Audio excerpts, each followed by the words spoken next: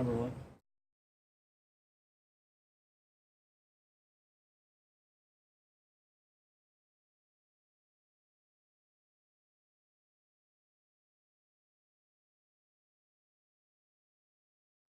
It's only in the latter stages of the editing, when I begin to work on the assembly, that I really begin to think seriously about the themes, because a sequence in isolation may mean one thing, but when it's put in relationship to other sequences, it sometimes, or very often, has another meaning, and one sequence will reflect or illuminate or echo another sequence. And it's in the creation of that resonance that the structure emerges. Particularly for a film like Berkeley, but it's true in all the films. I'm very concerned with the relationship between the literal and the abstract, because the literal is, what's going on in the sequence or any number of sequences, but the abstractions are created because of both of the choice of sequences and their relationship to each other and what is suggested by the relationship. And for me, a film only begins to work, or only does work, if I see that parallel track of the literal and the abstract.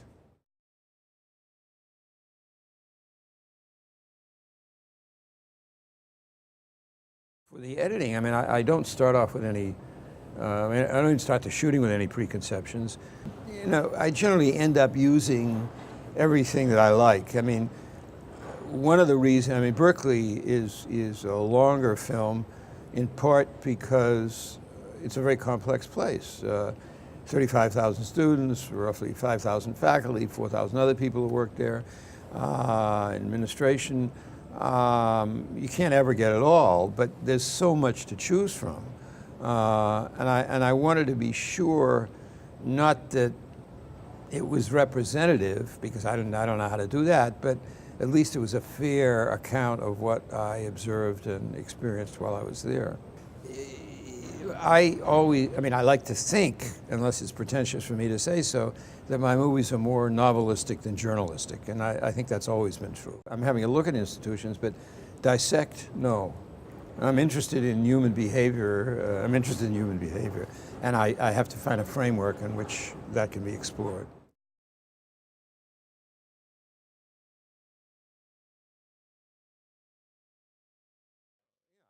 I work very hard. For example, the meeting where they're discussing their overall strategy of when to call in the police, that meeting probably took an hour and 3/4. It's about 8 minutes in the film, or maybe 9 minutes. And so it's an illustration of the need to compress and synthesize, and at the same time edit it in such a way that it appears as if it took place the way you're seeing it, even though it didn't.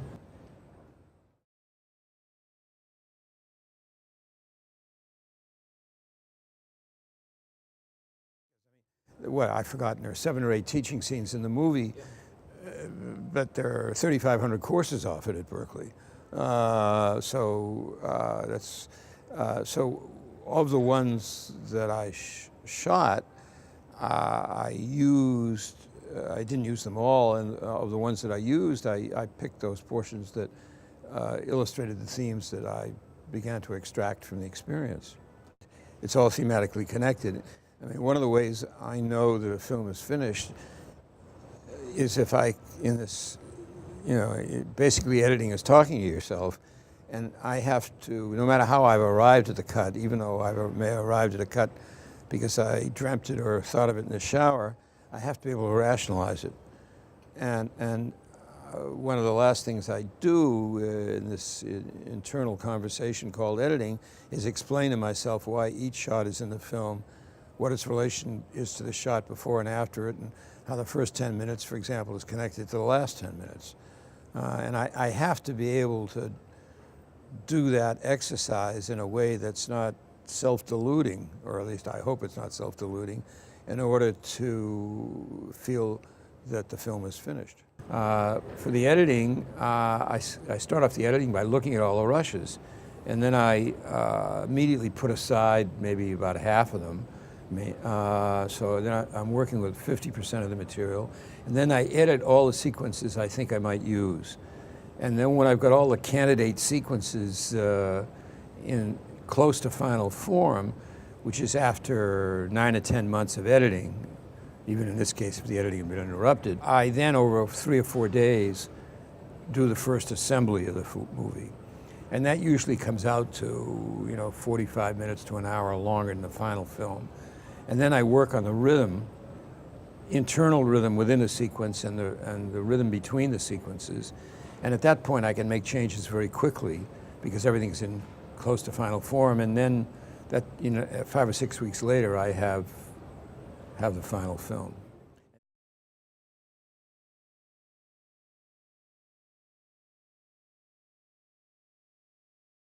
I never make a film to a predetermined length because I don't know how to do that.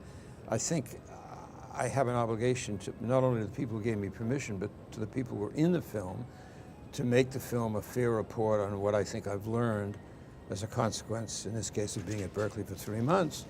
And so I don't think about, I don't have any need and I'm under no pressure to make a shorter film. PBS in America has always been extremely generous with me, and they have always taken the film and shown it in prime time the way I've made it. I mean, my contract gives me complete editorial control. I insisted on it from the beginning, so I established a precedent very early on, and I've never deviated from it because otherwise it's somebody else's film.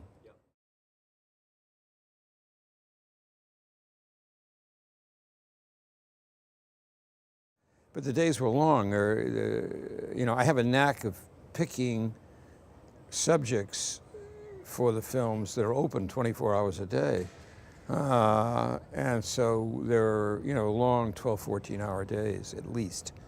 No, I mean, in order to make these kind of movies, you have to stay in shape. It's a sport, because you can't allow yourself to get tired. And if you get tired, you make mistakes. And I mean, not that you don't get tired, but in order to persevere for a long period of time, you have to be in shape.